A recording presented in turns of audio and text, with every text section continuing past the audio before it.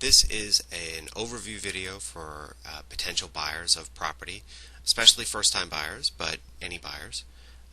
And what I'm going to try and do in this very short video clip is give you a brief overview of the process by which I try to help people find houses.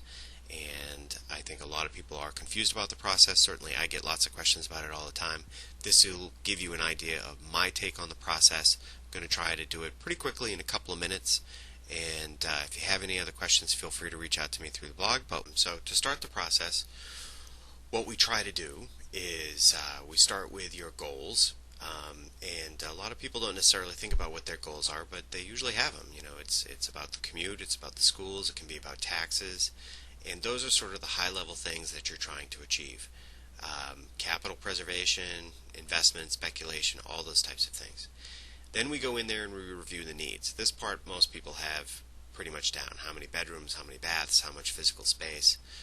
But sometimes not, and so we try to talk about what your needs might be, what typical needs might be for someone like yourself, and we gather those up. And then the last thing is we discuss the wants, the things which you'd like to have but you're not sure you could have.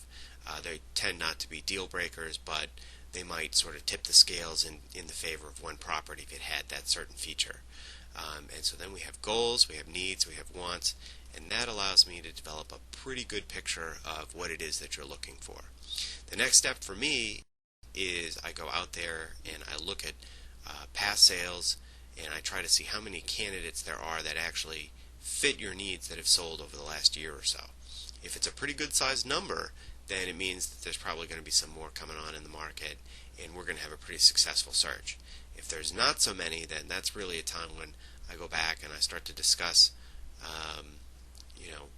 whether or not we need to change the criteria in order to be more successful. So if I can look back and see that the last person who had your criteria was not very successful for 6 months or a year, that may change what we want to look for if you don't have that kind of time frame. If you do, that's fine. Then we'll spend the 6 months, we'll spend the year.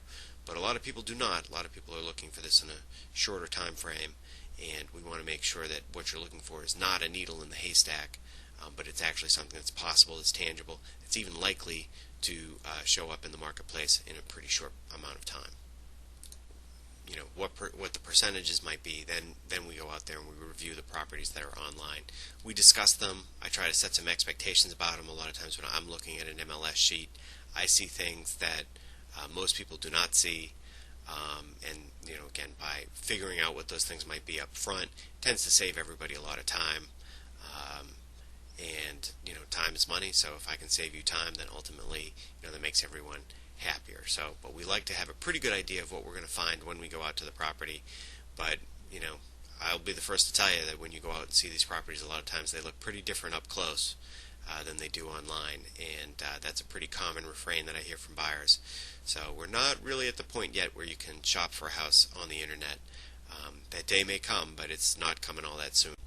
So, but fundamentally, once we've decided on what properties make sense from an online perspective, we go out there, we see them, and then we start to review them in terrific detail. And by that I mean what I try to do is I try to look at all the pluses, I try to look at all the minuses, and really give you a good overview of who might pay the most for this house and why they might pay and what sort of problems it solves, what advantages it has, what disadvantages it might have, the things that will keep people from paying X, Y, or Z.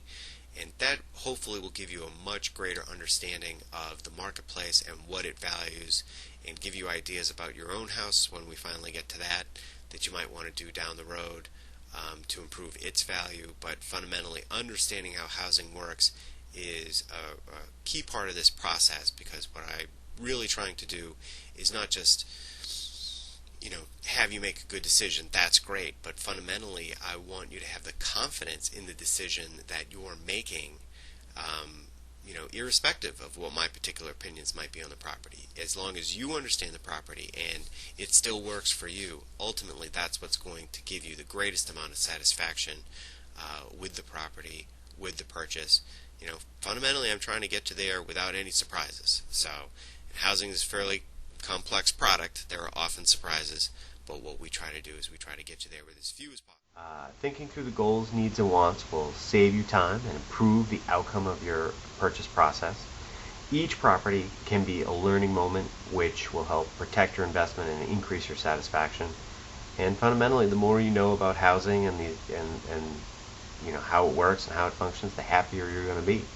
So if you need more information, my contact number is right below. Otherwise, I hope you enjoyed this video, and feel free to poke around on the rest of the blog. There's lots of good stuff here. Thanks.